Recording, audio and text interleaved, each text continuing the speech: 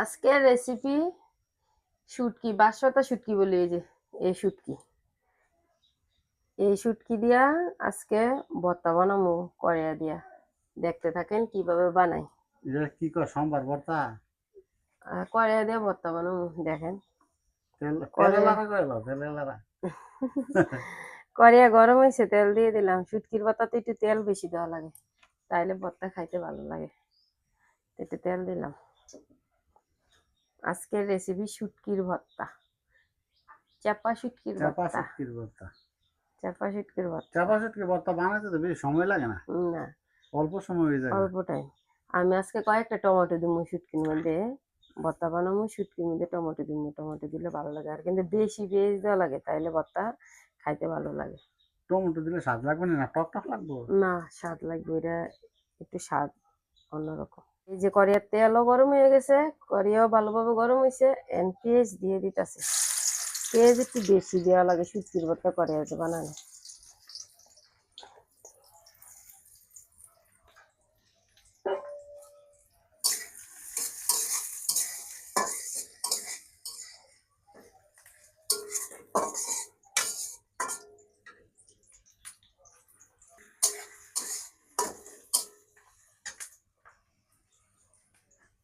সামান্য লবণ দিয়ে দিলাম, পেঁয়াজটা তাড়াতাড়ি নরম হইব লবণ দেওয়ার কারণে।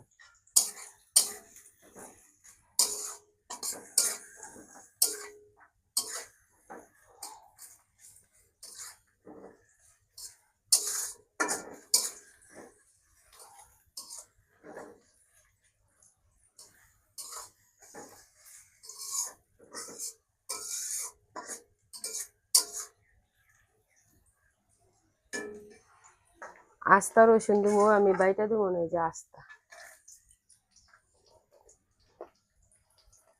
আস্তা রসুনের স্বাদই অন্যরকম। আর শুটকির ভর্তাতে আস্তা রসুন দিলে এটা খাইতে ভালো লাগে। আমার তো ভালো লাগে, আপনারাও খাইয়ে দেখেন, ভালো লাগবে।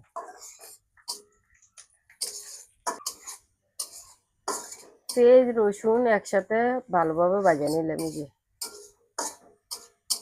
সবকিছু ভাজা হয়েছে, দিয়ে দেবো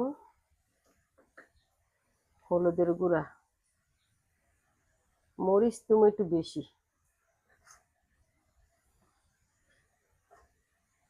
মরিচটা দেওয়ার কারণে স্বাদ অন্যরকম লাগে। একটু ঝাল ঝাল না হইলে শুটকির ভর্তা খাইতে ভালো লাগে না।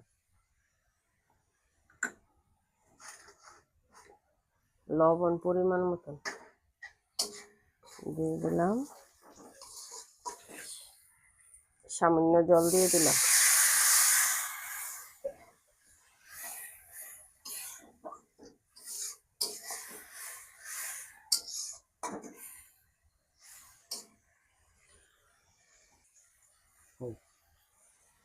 কি দিতে আছে? টমেটো দিলে বাহানে? হ্যাঁ, এই যে টমেটো টমেটো দিয়ে দিলাম। কয়েকটা কাঁচামরিচ দিয়ে দিলাম, রঙিন কাঁচামরিচ। লাল আর কাঁচা সবুজ কালার দিয়ে দিলাম। টমেটোগুলো ভালোভাবে ভাজা নিলাম। এই যে টমেটো নাই, শুটকি দিয়ে দেবো। এই যে শুটকি, ধোয়া শুটকি দিয়ে দিলাম। আগে ধুয়ে পরিষ্কার করে রেখে দিছি, দিয়ে দিলাম।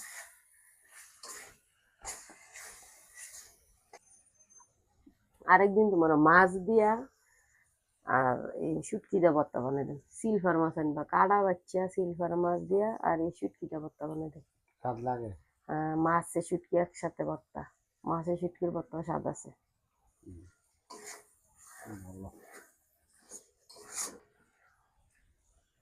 ভর্তা আমার বানানি হয়ে গেছে, শুটকির ভর্তা। এই যে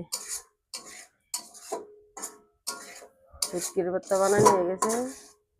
আমি এর নামই শুটকির ভর্তার কালার দেখছো কত সুন্দর।